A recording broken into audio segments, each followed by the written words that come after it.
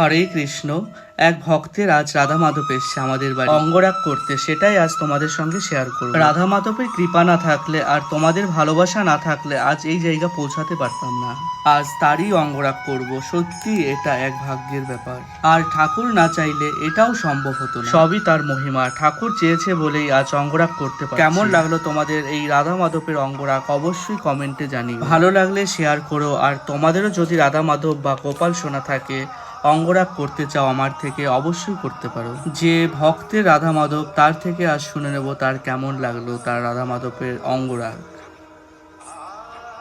আজ এক ভক্ত আসছে আমাদের বাড়িতে ওর ঠাকুরকে অঙ্গরাগ করতে। এই হচ্ছে তার ঠাকুর, ওর অঙ্গরাগ করেছি।